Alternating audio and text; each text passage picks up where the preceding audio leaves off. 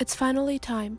Advocating for our community's basic human rights isn't something to be asked for, especially for those facing a difficult time in their health, lives, or mental state. Mental health care today seems to represent a decreasing curve. Research indicates that nearly 1 billion people live with a mental disorder, and in low-income countries, more than 75% of people with a disorder do not receive treatment. The issue is much more severe than just an increase in homeless people on the streets or on the trains.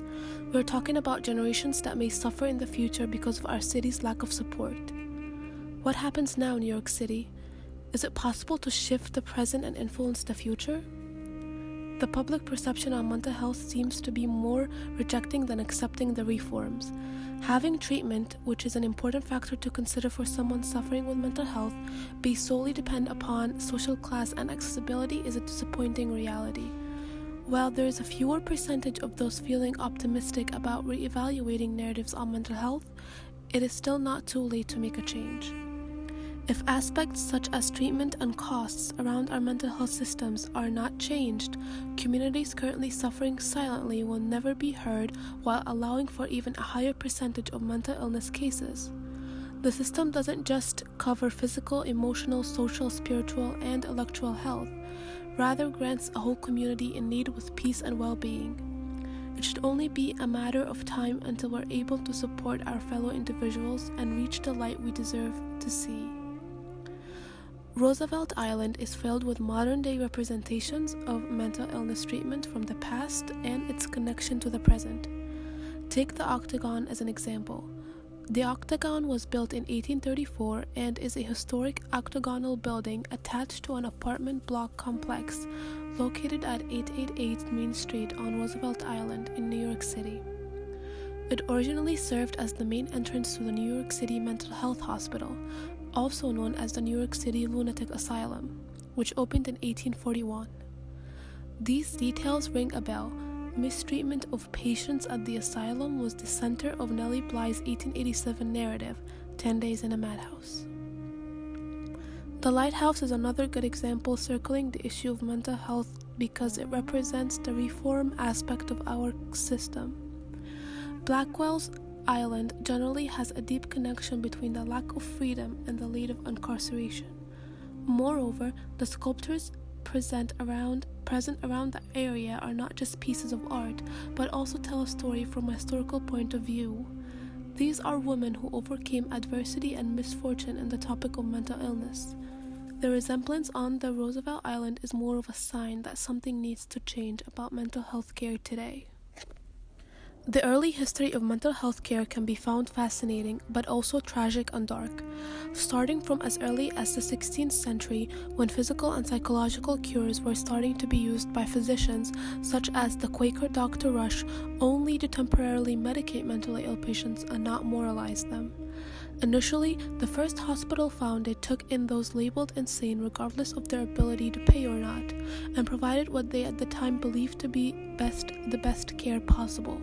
However, it got very easy to have someone committed to a hospital and get their freedom taken away in the blink of an eye.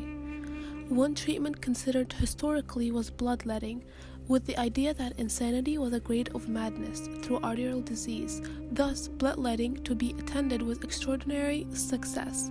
Dr. Rush also had a device called the tranquilizing chair, which was believed to be able to control the flow of blood to the brain and regulate circulation in the patients, another way to help the madness in the arterial disease.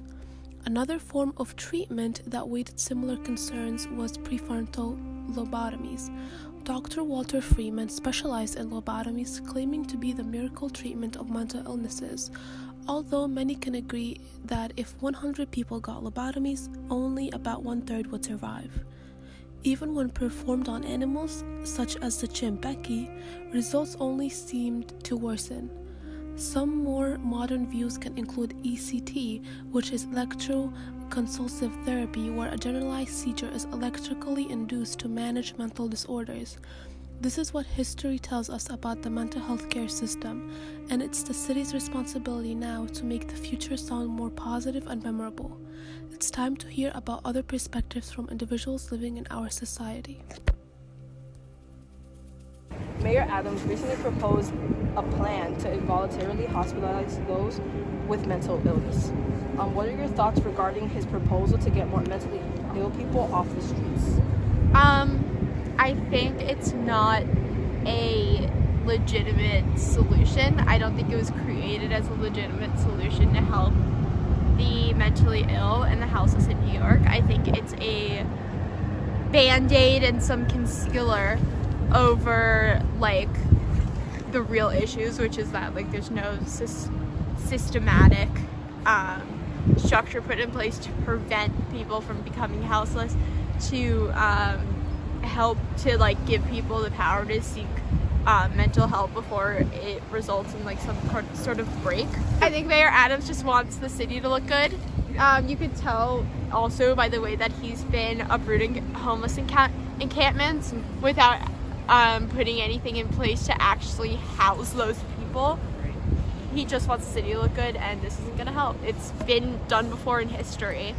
We're standing on Roosevelt Island, a place where people were involuntarily hospitalized due to mental health struggles, and you know, we saw how well that turned out. Mayors have done this again and again, and somehow, whoa, never worked. So I don't expect a lot from this. Thank you. Thank you so much. Do you feel that there are other factors, economical, political, or social, that influence New York's ability to help people who are mentally ill? I think the economic factors are really first and foremost.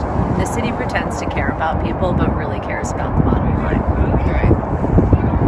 And I think that the city wants the tourist dollars to keep flowing in.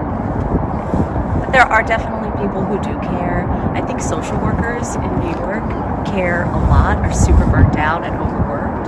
There's just not enough infrastructure to support all the people who need help here. Thank you so much. Adams just wants the city to look good. Nice! They